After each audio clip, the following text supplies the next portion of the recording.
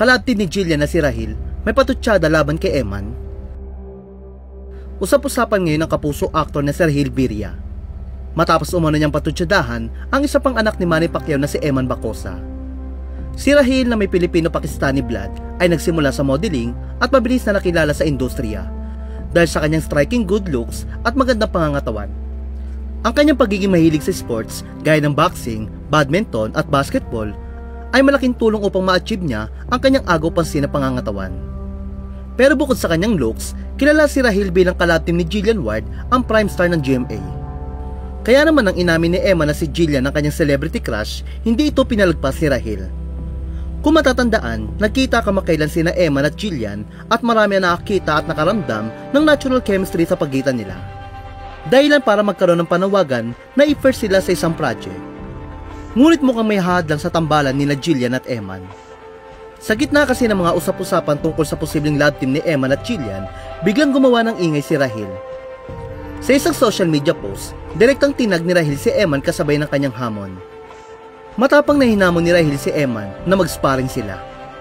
Lingid sa kaalaman na marami, nananalo ng unang amateur boxing match si Rahil noong nakaraang taon. At mukhang kampante siya na mananalo siya sa sparring nila ni Eman. Samantala, umani ng samsaring komento mula sa maraming netizen ang hamon ni Rahil kay Eman. Para sa netizen, tila napakalaki raw ng ulo ni Rahil para hamunin si Eman na isang professional boxer at anak pa ni Manny. Ayon pa sa kanila, wala umanong laban si Rahil kay Eman na isang mahusay na boksingero.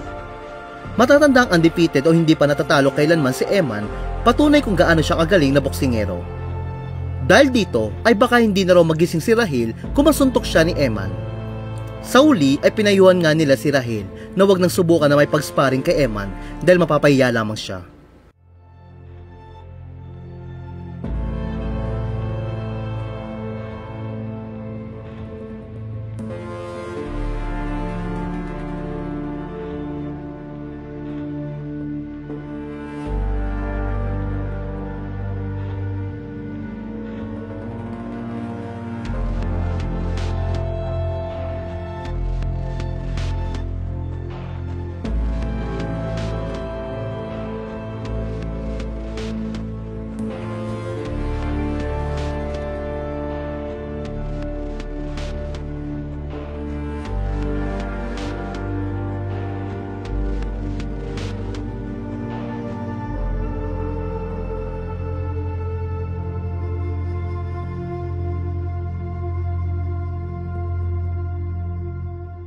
Samantala, wala pa naman tugon si Eman sa hamon ni Rahil na mag-sparring sila.